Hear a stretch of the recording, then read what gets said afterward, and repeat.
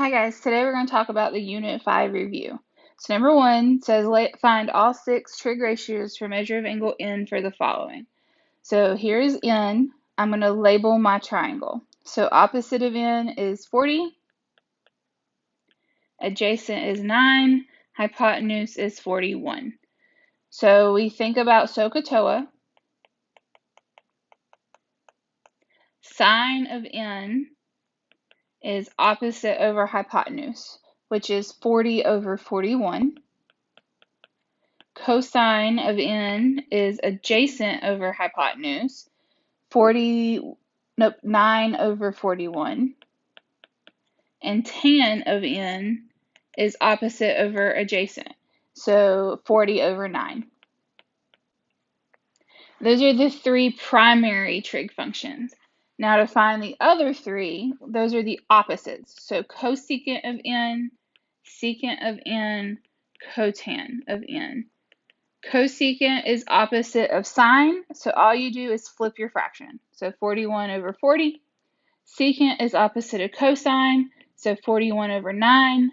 Cotan is opposite of tan, so 9 over 40. All right. Number 2 through 5 want us to find the missing side or angle for the following using trig ratios. So number 2 wants us to find side x.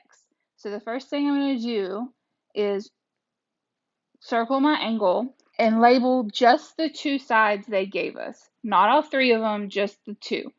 So across from your angle is x, so that's your opposite side, and 40 is your hypotenuse. So if we think about SOHCAHTOA again, opposite hypotenuse is sine. So we have sine of 49 equals your opposite over hypotenuse. Then we solve for x. So we multiply both sides by 40. So 40 sine of 49 equals x. And then you plug it in your calculator. Remember, when you're plugging stuff like this into your calculator, you need to be in degree mode. So 40 sine of 49 equals 30.19. Number 3, once again, gives us 29 as our angle. Label your sides, opposite, adjacent. Opposite and adjacent is tangent. So we're going to use tangent of 29 equals opposite over adjacent, So multiply both sides by the denominator. So we get x tan of 29 equals 83. Then we just divide by tan of 29 on both sides. So 83 divided by tan of 29 is 149.74. All right, so 4 and 5 are finding the angle. So that's the primary difference between those. So number 4 wants us to find angle x. So I'm going to circle my angle. My 28 is the adjacent, 40 is the hypotenuse. So adjacent hypotenuse is cosine. So we're going to say cosine of our angle, which we don't know, equals adjacent over hypotenuse.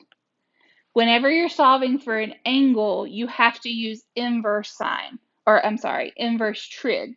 So this case, we have x equals cosine inverse of your fraction.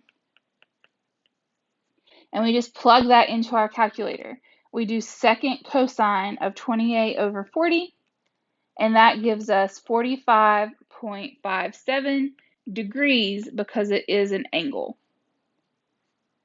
All right, and number 5, here's our angle. This is opposite, this is hypotenuse. Opposite hypotenuse is sine. So we're going to say sine of x, because that's our angle, equals opposite over hypotenuse. Once again, we have to do inverse, so x equals sine inverse of 7.3 over 8.6. Plug that in, So second sine, 7.3 divided by 8.6. That gives us 58.09. And that's degrees because it is an angle. All right, so number 6 wants us to solve the following using law of sines and cosines. But it doesn't tell us which one to use, so we need to figure that out. So on this one, it gives us a side and its angle that's opposite, another side, and it wants us to find the angle opposite of that. So this one gives us two sides and two angles. That tells us to use sine, law of sines. So if you remember, law of sines is little a over sine of big A, little b over sine of big B, little c over sine of big C. And all this just means is you put a side over the sine of your angle and set them equal to each other. So don't get caught up in the AB, whatever. So we're going to do a side, which is 11, over the sine of your angle opposite, so sine of C. And then that equals another side, 19, over the sine of its opposite angle, 98. And then to solve that, we just cross multiply. So we get 11 sine of 98 equals 19 sine of C. Divide both sides by 19, and you get this fraction equal to sine of C. Now remember, when you're solving for an angle, you have to do inverse trig. So we're going to take the inverse sine of that entire fraction.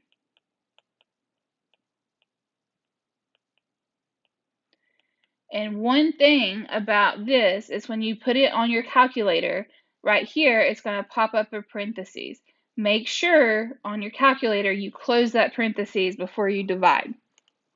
So we're going to put that in. So we're going to do second sine, 11 sine of 98, close your parentheses, divided by 19. So C equals 34.98 degrees.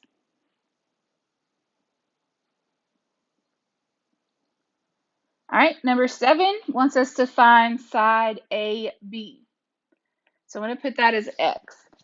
This one only gives us one angle and 3 sides. So that tells us that we need to use cosine. So remember, law of cosine is this big, long equation that looks super scary, but it shouldn't be.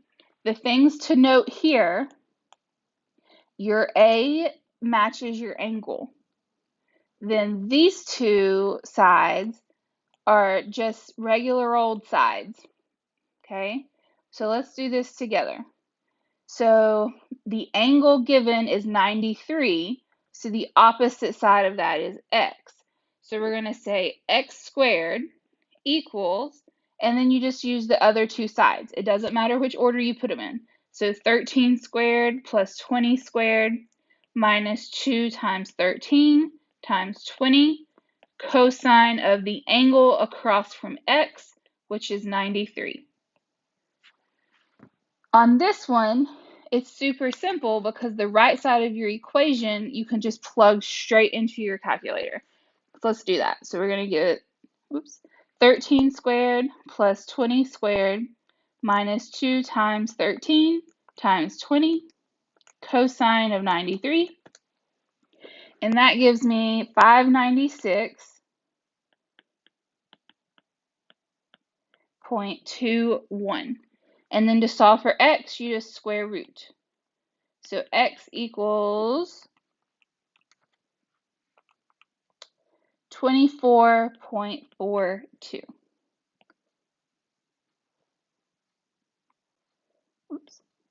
All right. Number 8 wants us to find the measure of angle C.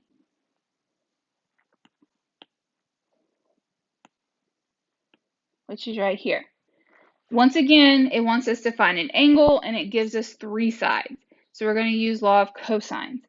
So the side across from angle C is 17.7. So we're going to say 17.7 squared equals one side, 28.7 squared, plus the other side squared, minus 2 times side, times cosine of your angle. This one is a little bit harder because we don't know what C is, so that means we cannot put the whole entire right side into our calculator. We're going to have to chunk it apart. So let's do that by putting 17.7 in your calculator first. So 17.7 squared is 313.29. Then I'm going to put these two pieces in. So 28.7 squared plus 25.6 squared, 1479.05. I'm just going to transfer the negative sign down. I'm not going to do anything with that in my calculator. And then I'm going to put the rest of this in my calculator. So 2 times 28.7 times 25.6, 1469.44 cosine of C. Then we can solve it. So what I'm going to do now is subtract 1479.05 from both sides.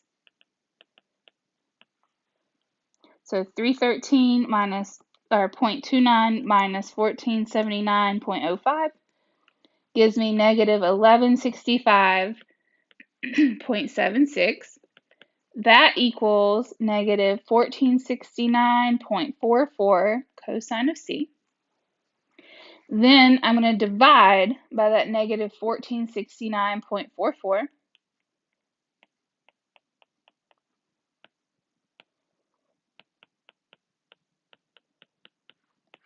So negative 1165.76 divided by negative 1469.44 gives me 0.793 equals cosine of C. Once again, we're solving for an angle, so we have to do inverse cosine.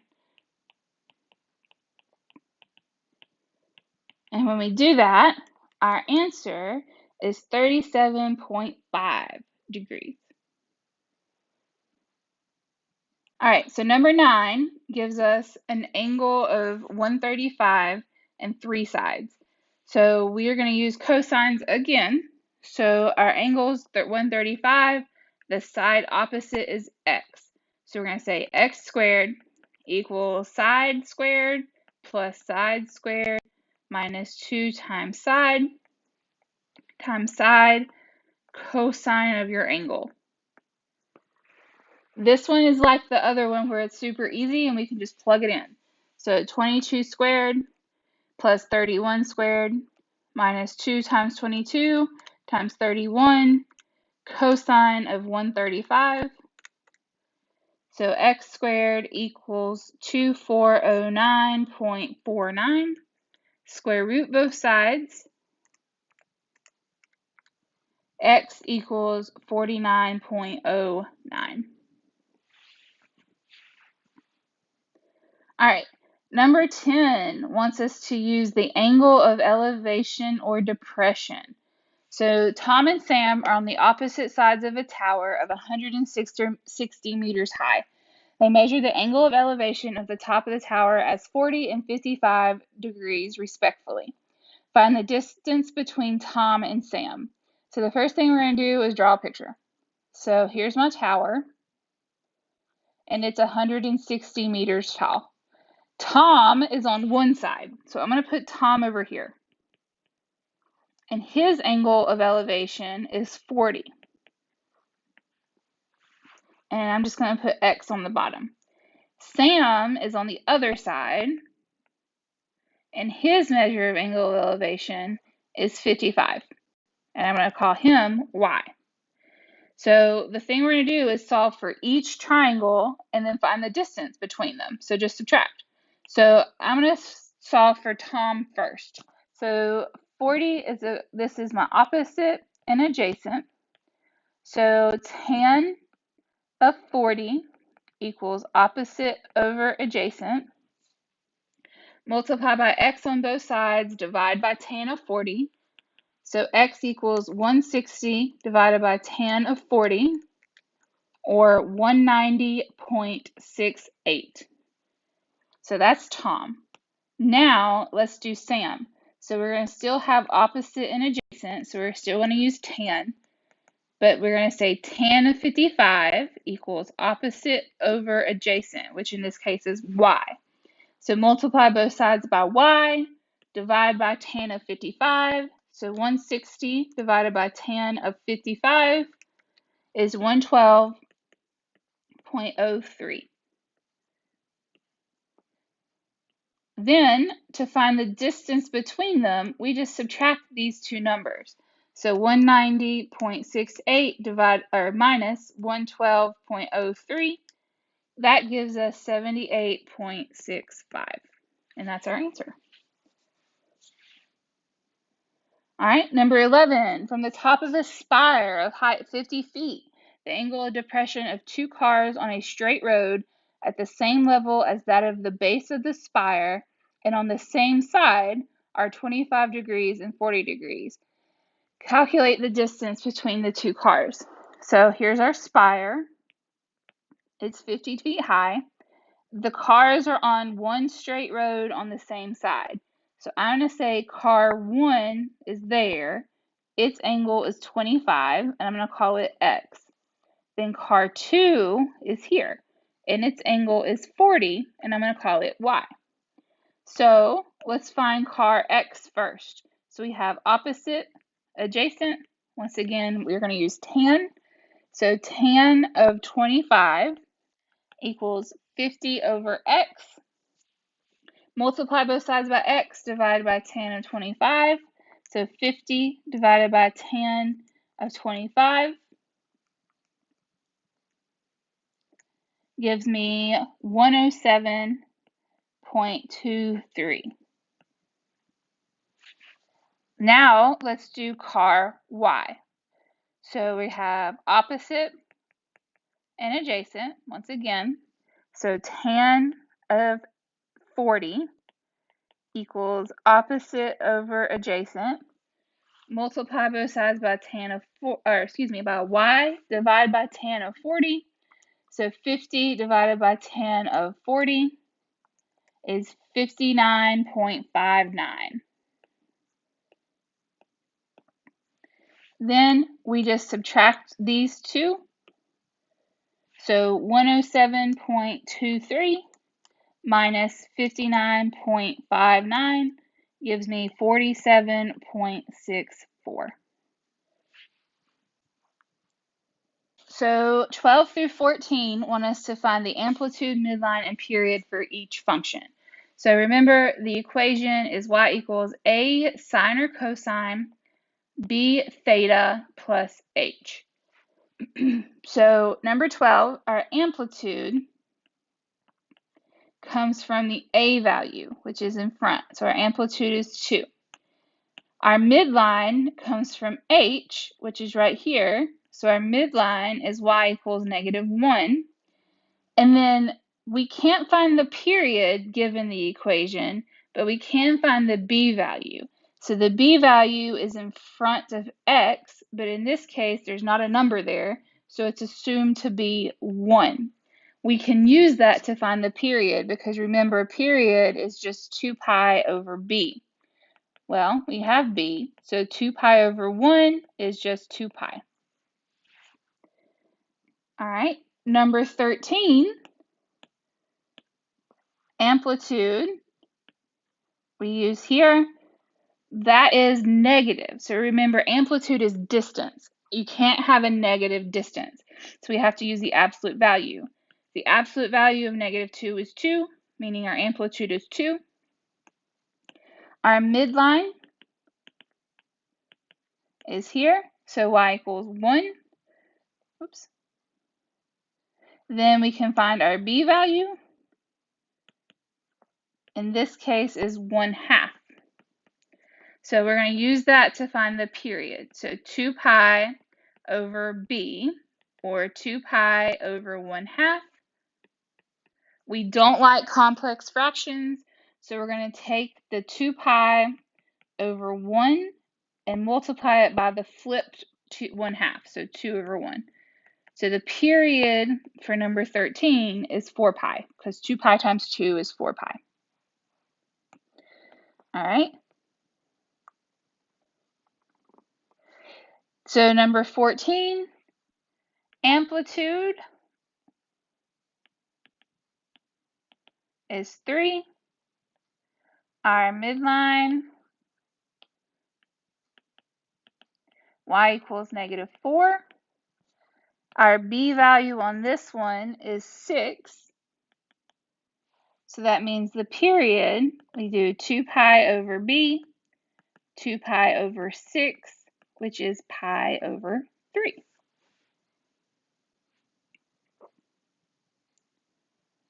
All right, number 15 and 16. Find the amplitude, midline, and period for each graph and write the equation. So the first thing I'm going to do for number 15 is find the midline. Let's make this thick. So I'm going to make the midline, or it looks to be right there.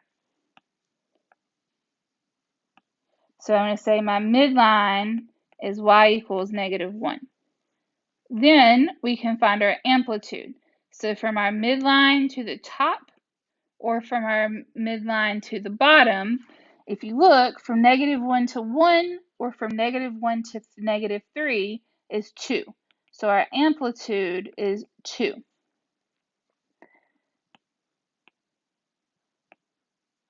Then we can use our, we can find one cycle. We can find the period. So I'm going to start here and trace the graph. So that's one cycle, and that is a sine function. So I'm going to write that up here because we're going to need that in a second. So our period is 2 pi over 3. Now remember, once again, the equation doesn't have a period in it. It has a b value. So we have to use the period to find the b value. So b equals 2 pi over the period. We don't like complex fractions, so 2 pi over 1 times, flip the bottom, 3 over 2 pi. Notice you can mark the 2 pi's out and you're left with 3 over 1. So b is just 3. Now we can write our equation. So y equals amplitude 2. This is a sine function. Our b value is 3, theta, plus or minus our midline. Our midline is -1, so -1.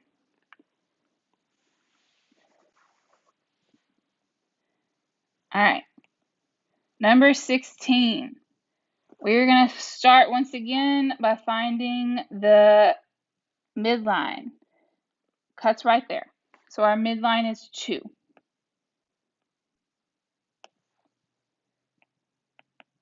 Y equals 2. Then our amplitude is from here to the top, or from here to the bottom. So 2 to 4, or from 0 to 2, the distance is 2.